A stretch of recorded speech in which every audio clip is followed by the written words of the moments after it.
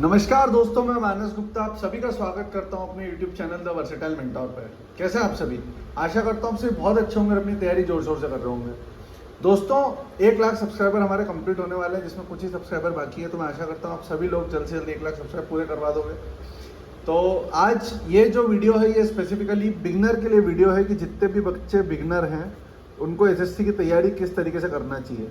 Beginner के लिए मैं पूरा एसएससी के बारे में एक एक चीज़ बताने वाला हूँ। थोड़ा सा लंबा ये वीडियो होगा, लेकिन इस वीडियो को जितने भी बिगनर बच्चे हैं जो अभी 12th पास किए हैं, बीएससी बीकॉम के 3rd year, 2nd year, 1st year में है और जिनको एसएससी के बारे में जानना है, उन सभी के लिए वीडियो है। तो वीडियो से जुड़े रहें, Telegram channel the versatile mentor पर ज्वाइन हो जाएं और मेरी इंस्टाग्राम आईडी मानस गुप्ता 616 पर मुझे पर्सनल क्वेरी कर सकते हो आप, जिसका जवाब मैं खुद देता हूँ। तो आइए वीडियो शुरू करते हैं। सबसे पहले आपको एसएससी का थोड़ा सा मैं ज्ञान गणित समझाता हूँ, ध्यान से देखिएगा।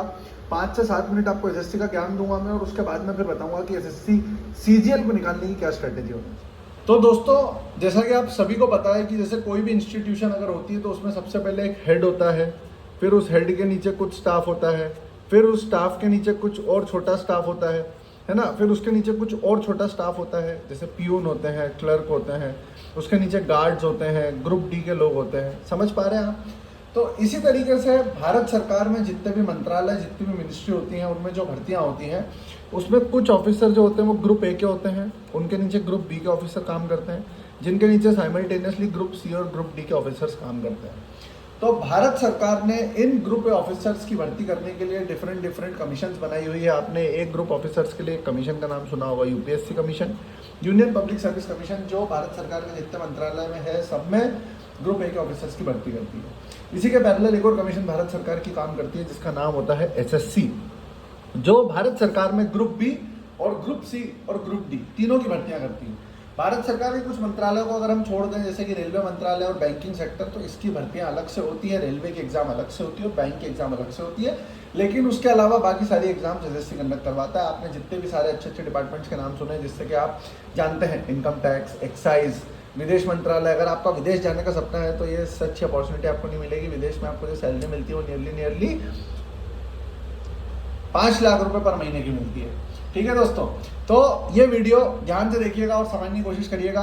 एसएससी जो है वो ग्रुप बी, ग्रुप सी और ग्रुप डी की भर्ती करता है। अब मैं आपको समझाता हूँ कि एसएससी कमीशन क्या होती है और किस तरीके की इसकी डिफरेंट परीक्षाएं होती है। आइए दूसरे पेज की तरफ रुक करते हैं। तो दोस्तों एसएससी जो कमीशन होती है वो डिफरेंट टाइप की एग्जाम्स कराती है। एसएससी होता है staff service collection, staff selection commission.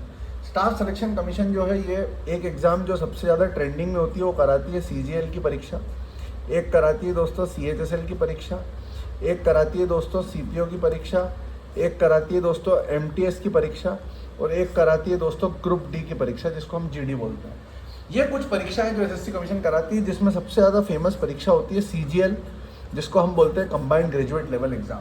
आज हम सिर्फ इस परीक्षा की बात करेंगे और इसकी स्ट्रेटेजी जानेंगे कि कैसे इस एग्जाम में आप अच्छे से पढ़ के और अपना पूरा एग्जाम क्लियर कर सकते हैं। तो आइए दोस्तों इसके पैटर्न की बात करते हैं। सबसे पहले इसका पैटर्न जो होता है, इसमें एक प्री होता है और एक मेंस होता है। बस सिर्फ 2 पेपर होते हैं, प्री और मेंस, इसके अलावा कुछ नहीं होता। पहले 5 टीयर इसमें हुआ करते थे, अब सिर्फ प्री और मेंस 2 टीयर होते हैं, जिनको देने के बाद आप सीधे सिलेक्शन के रुख की तरफ बढ़ सकते हो। प्री जो होता है वो क्वालिफाइंग होता है। क्वालिफाइंग का मतलब क्या हुआ भाइयों, कि आपका जो फाइनल मेरिट बनेगा उसमें सिर्फ आपके मेंस के मार्क्स जुड़ेंगे, प्री के मार्क्स नहीं जुड़ते हैं, ये बात ध्यान रखना। अब मैं आपको प्री और मेंस का पेपर पैटर्न एक बार समझा देता हूँ, फिर स्ट्रैटेजी की तरफ अपन बढ़ेंगे। सबसे पहले हम बात करते हैं दोस्तों प्री की। प्री का जो एग्जाम एसएससी सीजीएल का होता है अभी 2023 का हुआ है, 2023 का मेंस का पेपर होने वाला है, अब 2024 का प्री का एग्जाम होगा। 2024 के प्री के एग्जाम का पैटर्न समझ लीजिए। टोटल 200 मार्क का पेपर होता है, जिसमें लगभग 4 सब्जेक्ट आते हैं, इंग्लिश, रीजनिंग, मैथ्स और जीके। इनके 25-25 सवाल आते हैं। हर एक सवाल +2 का होता है और -0.5 होता है। मतलब आप तुक्के नहीं लगा सकते, गेसिंग लगाने पे आपके माइनस मार्क्स होंगे। हर एक का 2-2 का हुआ तो 50, 50, 50, 50। मतलब आपके टोटल कितने क्वेश्चन आएंगे दोस्तों, 100 क्वेश्चन आएंगे और टोटल मार्क कितने होंगे आपके 200। नियरली कट ऑफ जो है वो 125 से 130 के बीच में लगभग पिछले कुछ सालों में रहा है। तो आपको नियरली 130+ मार्क्स इस पेपर में स्कोर करना है। लेकिन इसमें एक स्पेशल टाइप की कट ऑफ भी निकलती है, जिसको हम बोलते हैं डबल एओ कट ऑफ। AAO एक स्पेशल पोस्ट होती है असिस्टेंट ऑडिट ऑफिसर की, जिसके लिए आपको एक अलग से पेपर देना पड़ता है। अगर आपको थोड़ा बहुत नॉलेज हो कि ऑडिट क्या करता है, ऑडिट का मतलब होता है आप भारत सरकार और प्राइवेट किसी भी बैंक में जाके या किसी भी डिपार्टमेंट में जाके, किसी भी मंत्रालय में जाके पूछ सकते हो कि आपने भारत सरकार से अगर 10,000 रुपये सोफे लेने के लिए लिए थे तो क्या आपने 10,000 रुपये का सोफ़ा खरीदा। ये काम ऑडिट का करने का होता है। ये एकमात्र SSC CGL में ऐसी पोस्ट है जो गैजेटेड पोस्ट है और ये 4800 ग्रेड पे की पोस्ट है। मैं ग्रेड पे का फंडा एक दिन आपको समझा दूंगा। गैजेटेड का मतलब होता है कि इस बंदे के पास में भारत सरकार की तरफ से इतनी पावर होती है कि इसके पास सील और साइन होती है भारत सरकार की, और ये किसी भी डॉक्यूमेंट को सत्यापित कर सकता है कि ये भारत सरकार की तरफ से सत्यापित डॉक्यूमेंट है। आप लोग खुद कभी कभी 11th-12th की मार्कशीट कराने के लिए अपने आस पड़ोस में गैजेटेड ऑफिसर ढूंढते हैं, तो ये वही गैजेटेड ऑफिसर होता है। तो ये था दोस्तों प्री के बारे में एक छोटी सी जानकारी। आपको समझ में आ गई होगी ये कट ऑफ तो निकलती है ये, और AAO की कट ऑफ जनरली थोड़ी सी ज़्यादा जाती है क्योंकि इसकी वैकेंसी कम होती है। इसके लिए आपको 2 पेपर अलग से देना पड़ते हैं। तो ये एक थोड़ा सा सार था। आइए अब आगे की तरफ बढ़ते हैं। दोस्तों जो बच्चे प्री का कट ऑफ क्लियर कर लेते हैं वो पहुँच जाते हैं मेन्स में। मेन्स में लगभग आपका नियरली 2.5 घंटे का पेपर होता है, 2.5 आवर्स का। ठीक है, प्री के लिए मैंने बताया नहीं आपको, प्री जो है वो 1 घंटे में करना होता है। बस यही सबसे बड़ा चैलेंज है कि आपको 1 घंटे में नियरली 100 क्वेश्चन करना होते हैं प्री में, है ना। तो ये थोड़ा ध्यान रखना है, इसमें स्पीड का बहुत बड़ा रोल होता है क्योंकि मैथ्स जो है वो तभी बनता है जब प्रैक्टिस कर लेते हो आप। मेंस की अगर बात करें तो मेंस नियरली 2.5 घंटे का होता है। इसमें 3 सेक्शन होते हैं, सेक्शन 1, सेक्शन 2 और सेक्शन 3।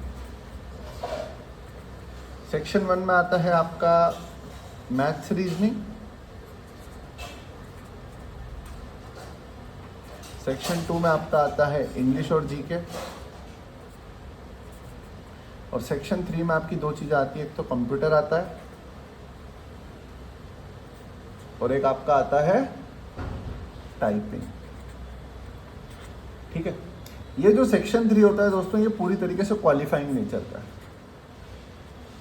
मतलब कंप्यूटर के जो मार्क्स हैं और आपके जो टाइपिंग का क्राइटेरिया है ये सिर्फ आपको क्वालिफाई करना है, इसके मार्क्स कतई भी नहीं जोड़ते हैं। ठीक है, मैथ्स और रीजनिंग के बारे में अगर इंग्लिश बात करूँ सबसे पहले मार्क्स की, तो मैथ्स के 30 सवाल आते हैं, रीजनिंग के भी 30 सवाल आते हैं, इंग्लिश के 45 सवाल आते हैं, ध्यान रखना सबसे ज़्यादा इंपॉर्टेंट सेक्शन, और जीके के 25 सवाल आते हैं। 30 यहाँ पे हो गए 60 क्वेश्चन, 45 और 25 ये कितने हो गए आपके 70 क्वेश्चन, और कंप्यूटर के सवाल आते हैं 20। हर एक क्वेश्चन +3 मार्क का है और -1 नेगेटिव मार्किंग होती है। मतलब आपके 3 नंबर जुड़ेंगे और माइनस में 1 होगा। +3 मतलब 60 और 70 130 इंटू 3 390। सर आपने 20 नंबर क्यों नहीं जोड़े? क्योंकि 20 इंटू 3 आपका जो 60 है ये कट ऑफ सिर्फ क्वालिफाइंग होती है। 60 में से इस बार जो कट ऑफ गई थी 27 गई थी।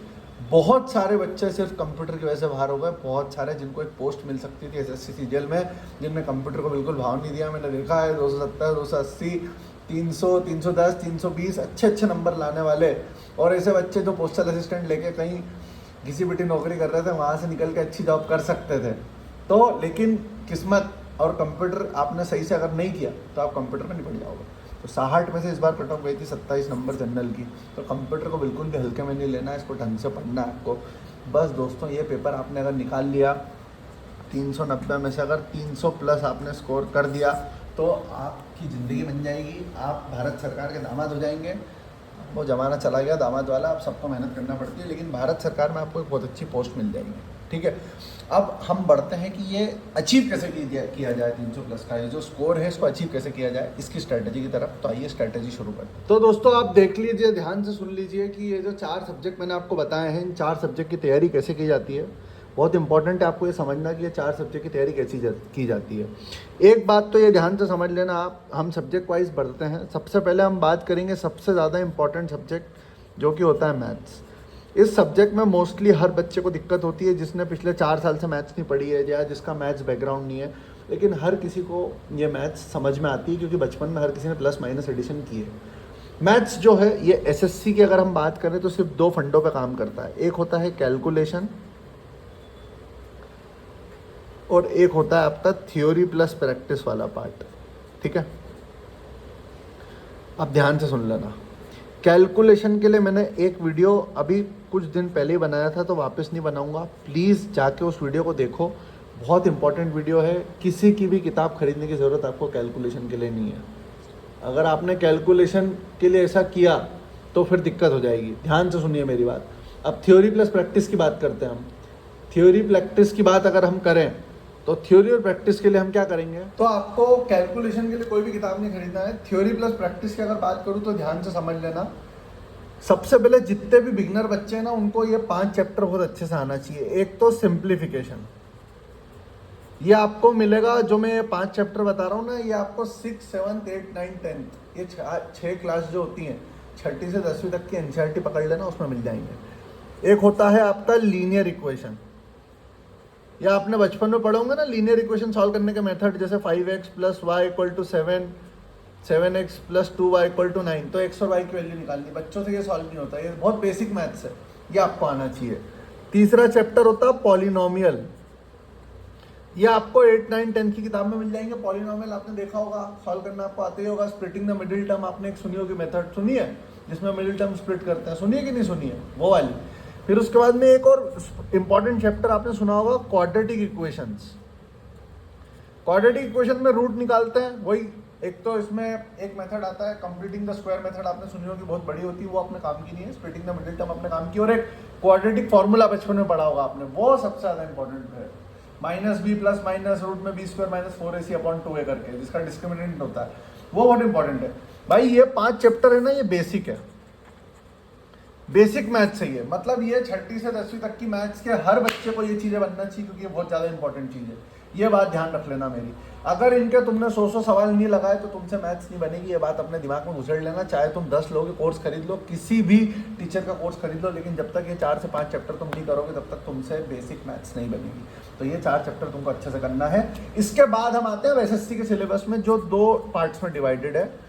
एक आपका होता है अर्थमेटिक मैथ्स, प्लस एक आपका होता है एडवांस मैथ्स। अब इनकी थ्योरी और इनकी प्रैक्टिस के लिए सिर्फ एक सोर्स मैं आपको बताऊंगा, और आपको वो सोर्स फॉलो करना है, जिससे कि आप बहुत अच्छे से कर लोगे। तो आइए अपन आगे की तरफ बढ़ते हैं, जिससे मैं आपको ये बताऊंगा कि आप कैसे अर्थमेटिक और एडवांस को कंप्लीट कर सकते हो। एक सेकेंड रुकिए। तो दोस्तों, अर्थमेटिक प्लस एडवांस की बात करते हैं। देखो, आपका जो अर्थमेटिक है और आपका जो एडवांस है, ये दोनों जो आता है एक्चुअली में 6 से 10th क्लास तक का मैथ्स आता है। अर्थमेटिक के कुछ चैप्टर्स के नाम बता देता हूँ, पूरा सिलेबस PDF डलवा दूंगा Telegram channel the versatile mentor पर। अर्थमेटिक में आता है आपका जैसे percentage, profit loss, discount, SI CI। SI क्या होता है दोस्तों? सिंपल इंटरेस्ट और compound interest. Average, ratio, board stream, time speed distance, ये सारे चैप्टर आपके आते हैं दोस्तों अर्थमेटिक में। एडवांस में आपके आते हैं ज्योमेट्री, आपका आता है मेंसुरेशन, आपका आता है नंबर सिस्टम, आपका ट्रिग्नोमेट्री, और आपका एक चैप्टर आता है एलजेब्रा। लगभग 60% मैथ्स ये 5 चैप्टरों में से आती है, क्योंकि ये एडवांस का जो पोर्शन होता है बहुत ज़्यादा इंपॉर्टेंट होता है। समझ पा रहे हो मेरी बात? अब इसके लिए प्रैक्टिस करने के लिए जो एक किताब होती है, उसका नाम ध्यान से सुन लेना, किरण प्रीवियस ईयर किताब। किरण पब्लिकेशन की किताब आती प्रीवियस ईयर की, ये मार्च 2023 तक की अपडेटेड किताब आपको लेनी है। सिर्फ ये एक किताब जितने भी लोग बिगनर है उनके लिए। और अगर आपने एक बार सिलेबस कंप्लीट किया हुआ है तो फिर आपको उसकी जगह लेना है पिनैकल। अगर कोई बिगनर अभी स्टार्ट कर रहा है, गलती से पिनैकल की किताब ना लेना, है ना। बुक अच्छी है, लेकिन दिक्कत क्या है ना कि आपको समझ में नहीं आएगा। इसलिए अभी आपको कौन सी किताब लेनी है? किरण। इसमें लगभग 17,000 क्वेश्चन है। आपको एक एक क्वेश्चन ईमानदारी से पूरा लगाना है। 1999 से लेके और 2023 तक के सारे सवाल इसमें हैं। ये मत सोचना कि भैया इतने पुराने साल का क्वेश्चन हमारे किस काम का है। बहुत काम का है। आपको ये पूरे के पूरे क्वेश्चन लगाना है, तो आपको सिर्फ ये किताब कम से कम 3 बार लगा दो। मैं गारंटी देता हूँ, अगर फुल नंबर नहीं आए तो मेरे से बात कर लेना। और ये पढ़ना कहाँ से चैप्टर, वो भी ध्यान से सुन लो। आप यूट्यूब पे फ्री क्लासेस अवेलेबल है इन सारे चैप्टर्स की। सबसे ज़्यादा इंपॉर्टेंट चीज़, एक टीचर का नाम ध्यान से सुन लो, यहाँ नीचे लिख रहा हूँ मैं, पवन राव सर। ये वो एक टीचर है जो बिगिनर के लिए सबसे बेस्ट टीचर है। ये इतना तगड़े तरीके से आपको पढ़ाएंगे कि आपको समझ में आएगी एक एक चीज़ पर्टिकुलरली। ये अर्थमेटिक के लिए फॉलो करना है। एडवांस के लिए आपको इवन कोचिंग सेंटर के भूतेश सर के वीडियो देखना है। भूतेश सर के वीडियो, इन दोनों की पूरी कंप्लीट प्लेलिस्ट थ्योरी की मैंने बनाई हुई है, अपने टेलीग्राम चैनल पर डाली है। कोई भी पेड कोर्स खरीदने की जरूरत नहीं है। मत फालतू में 2000, 2500, 4000 रुपये खर्च करो। मैंने खुद ने पूरा सिलेबस यूट्यूब से कंप्लीट करके एक अच्छी रैंक हासिल की है। एसएससी इतनी बड़ी एग्जाम नहीं है जिसके लिए तुम इतना पैसा खर्च करो, और ज़रूरत भी नहीं है। लोग 4-4 कोर्स खरीद लेते हैं और बर्बाद करते हैं पैसे, उसका कोई सेंस नहीं बनता है।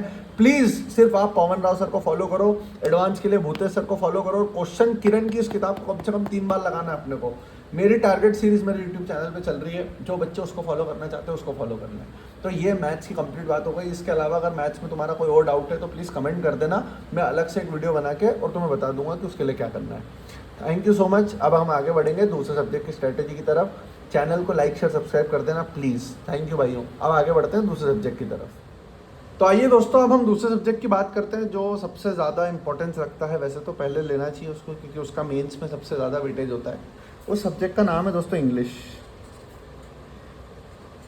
ये सबसे ज़्यादा अंडररेटेड सेक्शन है। लोगों को लगता है कि ये उनसे बन जाएगा, लेकिन यही है वो सेक्शन जो आपका सिलेक्शन भी करवा सकता है और जो आपको सिलेक्शन से निकाल भी सकता है। यही वो सब्जेक्ट है जो 2500 स्क्वायर फीट के कमरे से आपको 25,000 स्क्वायर फीट के ऑफिस में ले जाएगा। मतलब चेन्नई से आपको होम स्टेट दिलवाएगा, क्योंकि सिर्फ यही सब्जेक्ट है जिसमें आप मार्क्स ज़्यादा स्कोर कर सकते हो। इसके 45 क्वेश्चन आते हैं, लगभग 135 मार्क्स के, किसमें, मेंस में। अब ये जो हमारा इंग्लिश होता है ये 3 सेक्शंस पे, 3 पिलर पे काम करता है। सबसे पहला पिलर जो होता है वो सबसे ज़्यादा नेग्लेक्टेड पिलर है, जिसको लोग कुछ समझते ही नहीं है। उसको हम बोलते हैं अंडरस्टैंडिंग। दूसरा पिलर जो होता है वो होता है वोकैब, और तीसरा पिलर जो सबसे ज़्यादा लोग पागल जिसके पीछे हुए पड़े होते हैं उसको ग्रामर बोलते हैं। लेकिन मेरे हिसाब से इसका रोल बहुत कम होता है। सबसे ज़्यादा इंपॉर्टेंस जो होता है वो किसका होता है, अंडरस्टैंडिंग का। अब ध्यान से समझना, इंग्लिश में अगर तुम ग्रामर पहले पढ़ लोगे ना तो तुमसे सब कुछ बन जाएगा, लेकिन 3 सेक्शन जो इंग्लिश के सबसे ज़्यादा इंपॉर्टेंट होते हैं, PQRS, क्लोज टेस्ट और कॉम्प्रिहेंशन। दोस्तों राइटिंग के लिए थोड़ी माफ़ी चाहूँगा, मेरी राइटिंग थोड़ी सी ख़राब है, तो प्लीज़ आप लोग थोड़ा एडजस्ट कर लेना। PQRS, क्लोज टेस्ट, कॉम्प्रिहेंशन, ये 3 चीज़ हर ग्रामर पढ़ने वाले से नहीं बनती है। आपसे तभी बनेगी जब आप इंग्लिश को फील कर सकते हो। और इंग्लिश को फील करने के लिए आपको, इंग्लिश अगर आपको फील करनी है तो उसके लिए आपको क्या करना पड़ेगा, अंडरस्टैंडिंग बनानी पड़ेगी। अंडरस्टैंडिंग बनाने का मूल मंत्र मैं आज आप लोगों को दे रहा हूँ, ध्यान से सुन लीजिए। एकमात्र मूल मंत्र होता है रीडिंग। रीड करना, चाहे आप हिंदी मीडियम से हो, चाहे आप गांव से हो, चाहे आप पनवाड़ी की खेती से हो, चाहे आप कहीं से भी हो, आपको रीडिंग कंपलसरी करना है। अब रीडिंग क्या करना है, गलती से भी द हिंदू और टाइम्स ऑफ इंडिया ना पढ़ें। अगर आपको न्यूज़पेपर पढ़ने में रुचि नहीं है तो वो लोग बेकार हैं जो ये बोलते हैं कि न्यूज़पेपर पढ़ो। आपको कुछ भी ऐसा रीड करना है जो आपकी हॉबी से रिलेटेड है, जो आपको पसंद है। मतलब जैसे आपको क्रिकेट खेलना पसंद है, जैसे आपको फुटबॉल पसंद है, जैसे आपको अगर मान लो वॉलीबॉल खेलना पसंद है, जैसे आपको अगर कुछ भी किसी भी स्पोर्ट्समैन के बारे में पढ़ना पसंद है, लड़कियां उनको रंगोली पसंद है, मान लो उनको ब्यूटी पार्लर पसंद है, तो ब्यूटी पार्लर के बारे में पढ़ो। लेकिन काय में पढ़ोगे, इंग्लिश में पढ़ना है गूगल पे। तो रीडिंग इज़ वेरी कंपलसरी। मैं आप लोगों को सजेस्ट करूँगा नॉवेल रीडिंग करो। अगर आपको नहीं भी पसंद है तो आप नॉवेल पढ़ो। जैसे एक नॉवेल आप पढ़ो, रिच डैड पुअर डैड, बहुत अच्छी नॉवेल है वो, आपको बहुत मज़ा आएगा जब आप इस नॉवेल को पढ़ोगे। तो बहुत इंपॉर्टेंट नॉवेल है, इसको पढ़ के ना फील करो। क्योंकि आप जब कोई आपके इंटरेस्ट की चीज़ पढ़ोगे और आपको समझ में नहीं आएगा तो आप क्या करोगे, उसका मीनिंग सर्च करने की कोशिश करोगे। समझ में आ रही है बात, तो उसका मीनिंग आप सर्च करोगे, तो आपको उसका मीनिंग अगर मिलेगा नहीं तो आप ढूंढोगे, व्याकुल हो जाओगे। अंडरस्टैंडिंग कैसे बनती है, रीडिंग से। The monk who sold his old Ferrari, one of the most मतलब एस्टाउंड नॉवेल है जो आपको पढ़ना चाहिए। अब बात करते हैं वोकैब की। वोकैब के लिए सिर्फ और सिर्फ एकमात्र किरण की किताब आपको लेना है वापस प्रीवियस ईयर, या आप पिनाकल भी ले सकते हो। किरण या पिनाकल जो भी किताब आप लेना चाहो प्रीवियस ईयर, बस वो किताब आपको लेनी है जिससे कि आपको वोकैब की प्रैक्टिस करनी है। वोकैब में हमारा क्या क्या आता है, anto, syno, idiom, one word, spelling, ये 5 चीज़ें। Anto, syno, idiom, one word, spelling. Vocab के लिए अलग से एक वीडियो बनाई हुई है, वो बता दूंगा मैं। सिर्फ प्रीवियस ईयर वोकैब करनी है और आपसे डेली क्विज लगवाता हूं मैं। उस क्विज में अगर कोई नई वोकैब आती है तो उसको एक कॉपी में नोट करके आपको और उसको रखना है। है ना।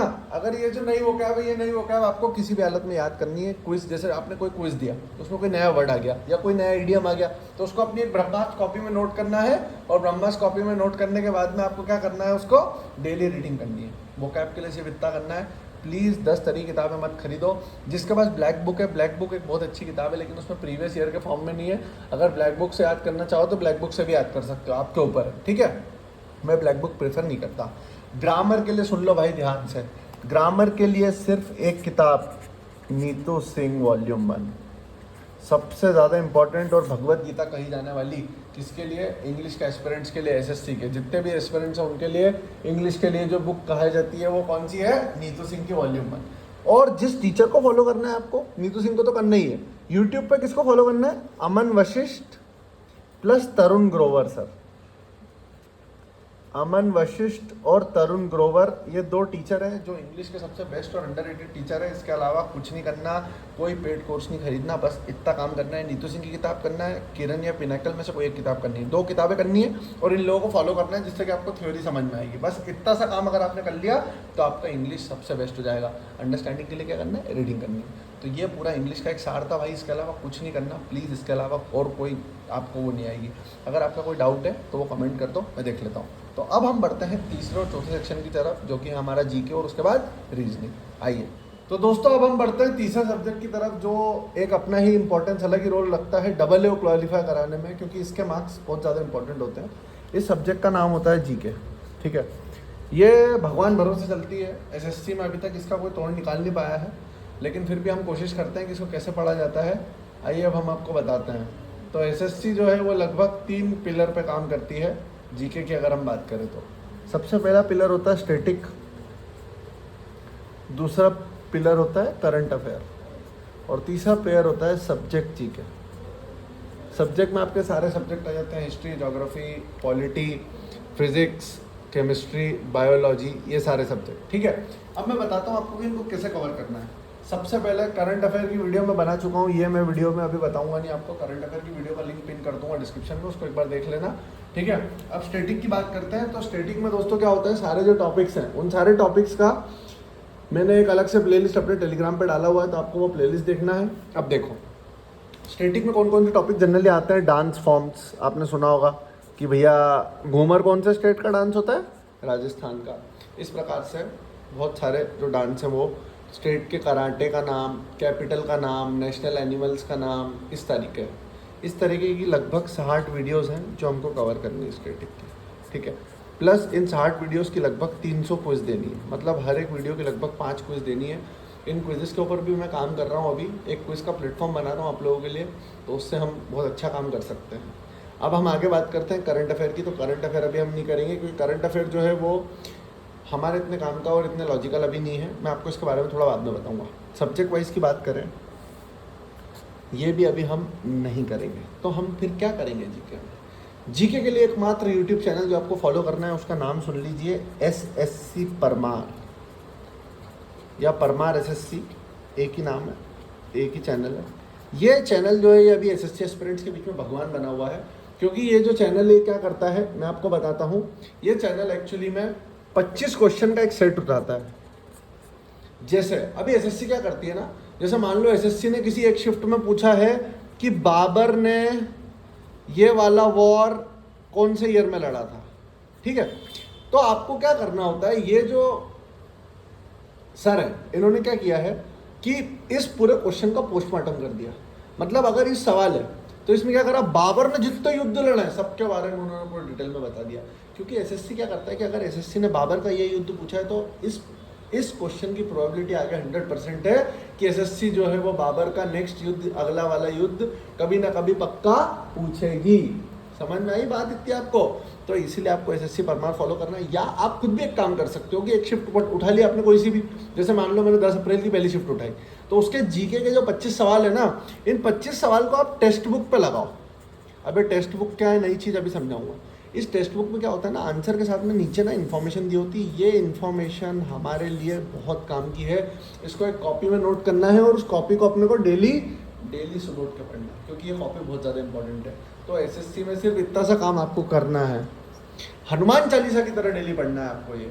सिर्फ 2 चीज़ें आपको, एक तो स्टैटिक में आपको ये 60 वीडियोस करनी है, इनके क्विज देना है, और डेली कुछ तो लगाना ही है, मैं बता दूंगा उसका तरीका।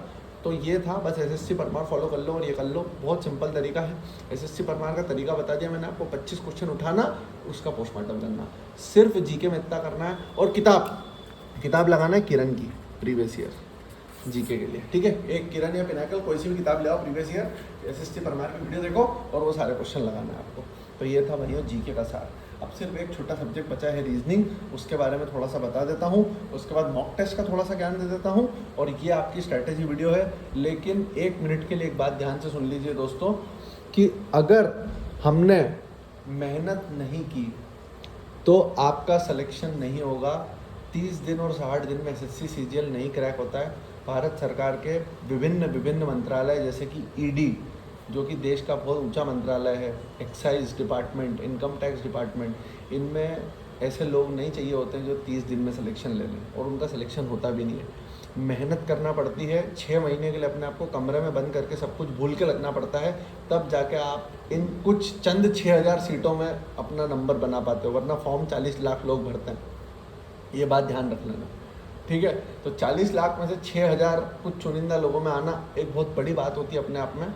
कोई बहुत बड़ा तीर नहीं मार दोगे, आपकी सीजीएल में आपने सिलेक्शन ले लिया तो बहुत बड़ा तीर मार दिया। जब आप डिपार्टमेंट में आओगे तो आपको पता चलेगा कि आपकी कोई इज्जत नहीं है यूपीएससी वालों के सामने। This is the truth. लेकिन आप खुद के लिए आप सेल्फ इंडिपेंडेंट हो जाओगे, आप थोड़े टाइम में प्रमोशन जब आपका होगा 10-15 साल में, तो आप ग्रुप ए का ऑफिसर बन जाओगे। तो ये अपने आप में बहुत बड़ी बात होती है, और कोई टफ नहीं है। बस एक चीज़, एक शब्द जो सिलेक्शन दिलवाता है, उस एक शब्द का क्या नाम होता है? वो एक शब्द जो सिलेक्शन दिलवाएगा उसका क्या नाम होता है? कंसिस्टेंसी। ये ध्यान रखना। एक रोटी खाओ लेकिन डेली खाओ। आप ऐसा मत करो कि पहले दिन 100 रोटी खा ली और फिर 90 रोटी, फिर 70 रोटी, और फिर आखिरी दिन कुपच हो गया, पेट में खा ही नहीं रहे 1 महीने तक। ऐसा नहीं करना है, ठीक है। अब आगे बात करेंगे हम रीजनिंग की, ठीक है। तो आइए आगे स्टार्ट करते हैं। तो दोस्तों आप last and the most important subject की बात करते हैं, जो कि हमारा होता है रीजनिंग। रीजनिंग की स्ट्रेटेजी मैं आप लोगों को बताता हूँ। देखिए, रीजनिंग जो होता है, इसके लिए आपको क्या करना होता है। रीजनिंग में आप सबसे पहले तो क्या करें, आप प्रीवियस ईयर पेपर उठाएं 10। इन 10 पेपर में रीजनिंग आप लगाएं। सबसे पहले ही आपको कुछ नहीं आता, फिर भी आप रीजनिंग के 10 पेपर उठा के लगाएं, ठीक है। 10 पेपर लगाने के बाद आप एनालिसिस करें। आप खुद ये देख पाएंगे कि 25 में से लगभग 12-13 सवाल तो आप खुद कर पा रहे हैं हर पेपर में, क्योंकि रीजनिंग बहुत सिंपल होती है, एसएससी की इतनी टफ नहीं आती है। लेकिन जो बचे हुए क्वेश्चन हैं वही तो इम्पोर्टेंट होते हैं। तो उन क्वेश्चंस को करने के लिए हमें क्या करना है? उन क्वेश्चंस को करने के लिए आपको कुछ चैप्टर के नाम बताता हूँ। Missing number, coding decoding, number series,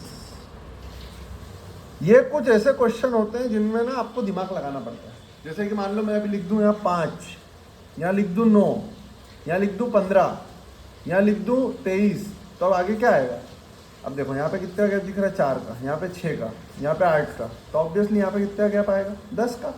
तो ये कुछ इंपॉर्टेंट क्वेश्चन होते हैं जो आपको कभी कभी, अभी ये सिंपल लॉजिक तक क्लिक हो गया, लेकिन अच्छे लॉजिक क्लिक नहीं हो पाते। तो उसको क्लिक करने के लिए आपको यूट्यूब पे फॉलो करना है जिस टीचर को, उनका नाम है दीपक सर, या पीयूष सर को फॉलो कर सकते हो, कैरियर विल वाले। कोर्स मत खरीदना, फ्री में अवेलेबल है। और प्रैक्टिस करने के लिए किरण की प्रीवियस ईयर किताब अगर लेना चाहो तो ले लो, या फिर पिनाकल, मतलब किरण पिनाकल, या फिर मैं बोलूँगा क्विजेज लगाओ आप। तो डेली 5 या 7 क्विजेज आप लगाओ रीजनिंग की, जिससे कि आपका रीजनिंग ऑटोमेटिक कंप्लीट हो जाएगा। रीजनिंग में बस इतना ही है, इसके अलावा रीजनिंग में इससे ज़्यादा कुछ नहीं है मेरे हिसाब से, ठीक है। तो ये तो स्ट्रैटेजी वीडियो कंप्लीट हुआ हमारा, जो मैं आप लोगों के लिए, बिगनर के लिए लेके आना चाहता था। सारे बिगनर्स इस स्ट्रैटेजी वीडियो को फॉलो करें, 100% आपका सिलेक्शन होगा। एक बात ध्यान रखना, minimum time required to complete all the syllabus अच्छे से, वो होता है 6 महीने। 6 महीने का टाइम आपको एसएससी को देना है प्रॉपर तरीके से, है ना। अगर आप बिगनर है तो आपने अगर आज तक मैथ्स नहीं पढ़ी पिछले 5 साल से, तो ठीक है। दूसरी चीज़, अपने आप को कंसिस्टेंट बना के रखना है, तभी सिलेक्शन होगा। आप ये सोचो कि बाहर मौसम अच्छा हो रहा है, मैं आज घूमने चले जाऊँ, आज मेरा मन नहीं कर रहा। ऑफिस वाले जो लोग होते हैं उनका मन नहीं करता कि आज मैं लेट हो गया, ऑफिस से आने के बाद बिस्तर पर पड़ जाते हैं, उनका मन नहीं करता पढ़ने का। तो उनके लिए एक अलग स्ट्रैटेजी बना देंगे हम ऑफिस वालों के लिए। लेकिन फिर भी आप लोगों को तैयारी अच्छे से करना है। तैयारी नहीं करोगे तो सिलेक्शन नहीं होगा, किसी भी टीचर के झांसे में मत आना। मैक्सिमम सैलरी जो एसएससी सीरियल AAO की पोस्ट है उसमें जो इन हैंड सैलरी आती है ना वो लगभग 84,000 आती है। ठीक है, तो ये जो यूट्यूब पे दिखाते हैं ना कि 1.5 लाख 2 लाख सैलरी होती है, इतनी सैलरी नहीं होती है। ये बात ध्यान रखना।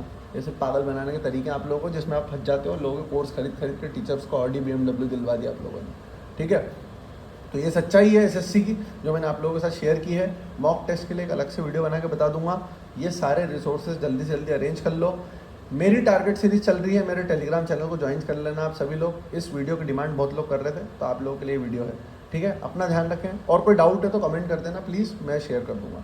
अपना ध्यान रखें, पढ़ाई करते रहें, और लाइक शेयर सब्सक्राइब करते हैं। 1 लाख जल्दी से कंप्लीट करवाओ। मात्र 200 सब्सक्राइबर बने, आज ही करना है अपने को 1 लाख, किसी भी हालत में। आज शाम तक, आज 12 बजे के पहले 1 लाख होने चाहिए। ठीक है, अपना ध्यान रखें। Thank you so much, I love you all भाई, थैंक यू।